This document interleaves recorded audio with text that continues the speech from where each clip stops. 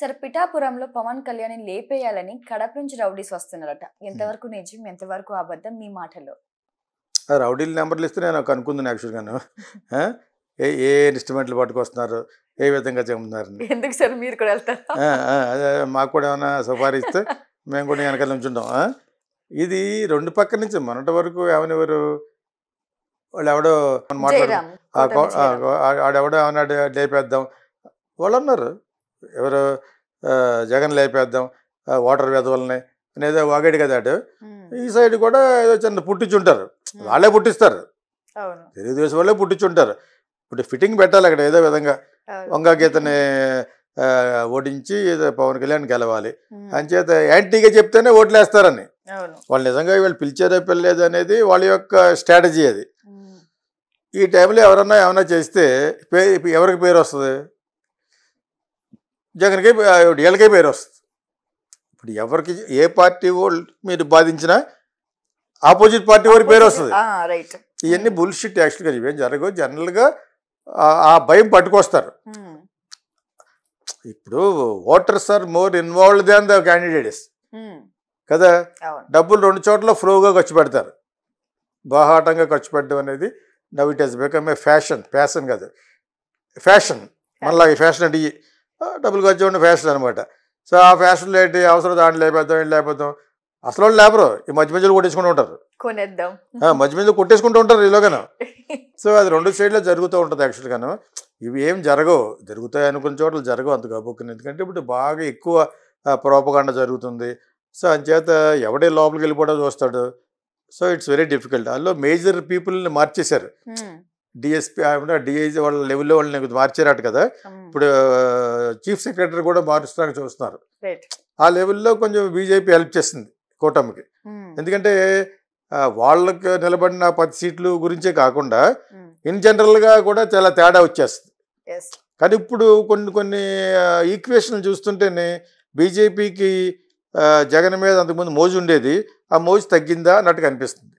ఇది నేషనల్ టీవీల్లో వీళ్ళ ఇంటర్వ్యూలు, చంద్రబాబు నాయుడు తర్వాత ఏమో వాళ్ళ మనుషులు ఇక్కడికి వచ్చి మాట్లాడడం, ఇవన్నీ కామన్ యాక్చువల్గాను. బట్ అతను ఈజ్ స్టిల్ గ్రోయింగ్ స్ట్రాంగ్. ఆ స్ట్రాంగ్లో వాళ్ళ చెల్లిలోగా రకరకాల మాట్లాడడం, చెల్లిలో అనేది ఇది కొద్ది ఫ్యాక్టర్ ఎక్కువైపోయింది. తర్వాత సునీత కూడాను అన్న ఎక్కడ దెబ్బ తగిలితే డాక్టర్గా చెప్తున్నాను లోపల చీము పట్టేస్తుంది తీసే అంటుంది. అవసరమా? కెండ్లింగ్ అంటారు దాన్ని, హెకలింగ్ చేయటం అంటారు వేళాకోళం.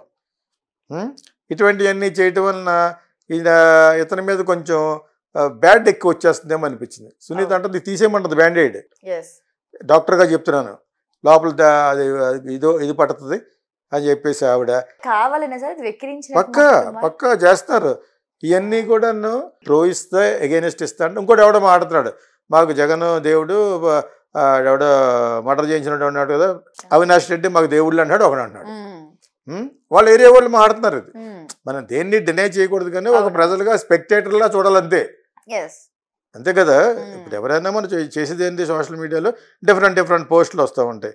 ఒక్కొక్క చోట కొడాలని విజయవాడ సైడ్ అనుకుంటా వాడు భక్తు వైఎస్ఆర్ ఒక లేబర్ టైప్లో ఉన్న వ్యక్తిని వాడు ఆడుకుంటున్నాడు. ఎవరు మన చంద్రబాబు నాయుడు ఆడలని. జగనే మాకు ఏమి ఇచ్చినా 4 రూపాయలు ఇచ్చినా అది ఇచ్చినా ఇది చేసినా కూడా అతని గవర్నమెంట్లోనే మేము డబ్బులు తిన్నాం, మా లైఫ్ బాగుంది అని ఒక 2-3 మినిట్స్ అనర్గళంగా మాట్లాడాడు. జగన్ ఇలా చేశాడు అలా చేసాడు ఇంకా అడుగుతున్నాడు. అడిగినా కూడా అతను అలా చెప్తున్నాడు. అలాగా ఒక 2-3 వీడియోలు చూశాను. ఇప్పుడు మనం కూడా we are also followers and understand the social media కదా. సోషల్ మీడియాని డినై చేయలేం. ఎవరెవరు ఎటువంటి పెడతారో, నువ్వెన్ని ఎక్కువ పెట్టావా, సాక్షి వాళ్ళు ఎక్కువ పెట్టారా, వాళ్ళు ఎక్కువ పెట్టారా అనేది చూస్తూ ఇన్ జనరల్గా కొన్ని ఉంటాయి. మన న్యూట్రల్గా అటు ఇటు కాకుండా అన్నీ చూసి మాట్లాడేది బహుశా నేను ఒక్కనే. I'm not any party side. But every day ఒక బస్ ఏర్పడితే ఆ బస్ ఆధారంగానే ఓటర్స్ మారుతాడు. ఏవో లక్ష్మణ్ చూస్తే మారుతారో దానికి యాంటీగా ఉంటారు అనేది it's a different case. But ఒక బస్ ఏర్పడద్దు అవుతుంది కదా. That could be on the pro side of Jagan or Chandrababu Naidu గారి మళ్ళీ కదా. రెండు పక్కల జరగచ్చు, రెండు పక్కన డ్యామేజ్ జరగచ్చు. ఎవరెవరు ఎంత బాగా మాట్లాడారు అనేది ఎన్ని రోజులు చూస్తారు. ఒక రోజులో మాట్లాడిన పవన్ కళ్యాణ్ మాటలో ఒకటి స్ట్రాంగ్గా ఎక్కడ ఉందనుకో దాన్ని ఎక్కువ వైరల్ చేస్తారు. అదేవిధంగా జగన్ ఎక్కడైనా మాట్లాడితే చాలా నేను అన్నీ చూస్తున్నాను ఆల్మోస్ట్ మనకి ఎదురుపడిని అన్నీ చాలా వరకు అసలు ఏ విధంగా మాట్లాడుతున్నారు, ఏ మీటింగ్లు ఎవరెవరు మాట్లాడుతున్నారు. ఎందుకంటే we should understand the response also. అప్పుడు కానీ తెలియదు కదా, ఇలా మాట్లాడి ఉంటే అక్కడ వాళ్ళు ఎలాగ రియాక్ట్ అయి ఉంటారు, ఎలాగ అర్థం చేసుకుని ఉంటారు, వాళ్ళంతా పెయిడ్గా వచ్చారా.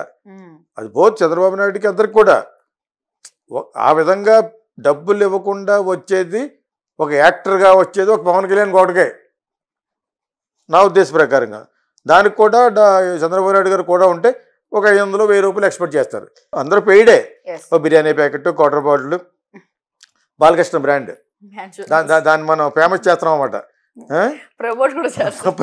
బాగా ప్రమోట్ చేస్తున్నాం, ఫ్రెంచ్ బ్రాండ్ అది. సో అవన్నీ ఇవ్వకుండా రారు. పవన్ కళ్యాణ్ కూడా ఆ పరిస్థితి వచ్చిందేమో కూడాను.